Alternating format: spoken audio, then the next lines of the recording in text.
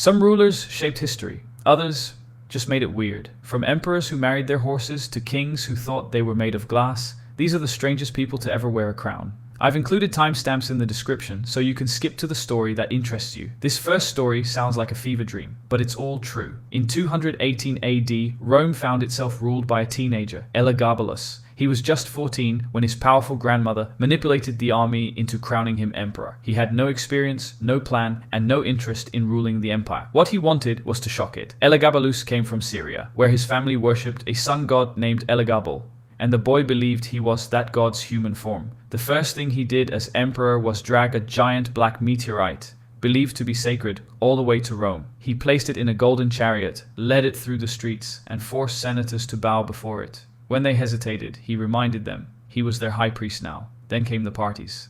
Elagabalus threw feasts where the food was made of wax and the guests were real, just to watch them pretend to eat. He released lions under dinner tables to test people's bravery, and sometimes, just for fun, he'd invite guests to dinner and seal the roof above them shut to see if they'd panic when the air got thin. He dressed in jewels and silks, wore makeup, and once married one of his male charioteers in a public ceremony. He called himself the wife, the mistress, and the queen of the empire. And when he wasn't shocking Rome, he was asking doctors to surgically turn him into a woman. Almost 2,000 years before gender reassignment was even a concept. The senators hated him, the army hated him, and when he started replacing the old Roman gods with his own foreign deity, they'd had enough. At just 18, Elagabalus was cornered by soldiers in his palace. He tried to hide in a chest, but they dragged him out, killed him, and threw his body into the Tiber River.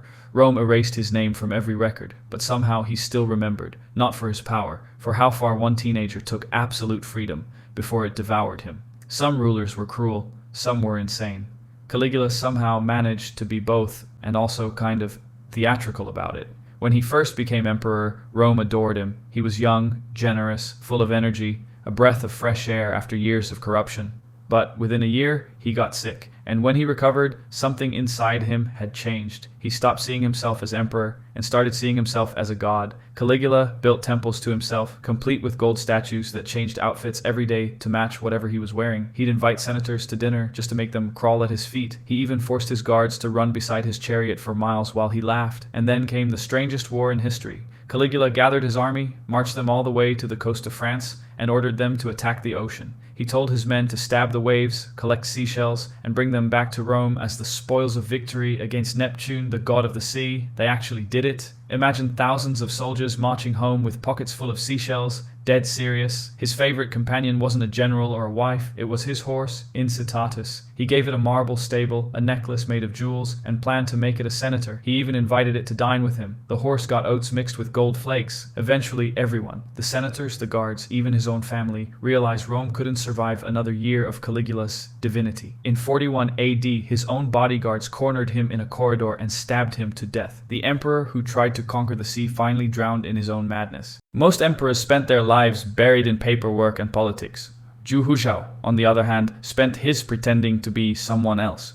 He became emperor of China at just 14 during the Ming Dynasty, one of the most powerful empires on earth. But Zhu hated court life. He hated rules, advisors, and responsibilities. So he decided to rewrite the script. Inside the Forbidden City, he built an entire fake town, complete with shops, taverns, and fake citizens, just so he could roleplay as a merchant or a general. He'd put on disguises, wander around, and force his ministers to join the act. If they broke character, he'd punish them for ruining the story. He created a second identity called General Zhu, gave this imaginary man an army, and ordered his real soldiers to obey his fake persona. He'd even ride into battle, attacking imaginary enemies, then return to the palace demanding victory celebrations for wars that never happened. One day, he decided to make the fantasy real. He left the palace disguised as a commoner, claiming he was going on a tiger hunt. He got drunk, fell into a lake, and nearly drowned. He survived, but the infection that followed killed him not long after. He was only 29. Emperor Houzhao never lost his empire to an enemy. He lost it to his imagination. He ruled the world's biggest empire, but deep down, he just wanted to play pretend.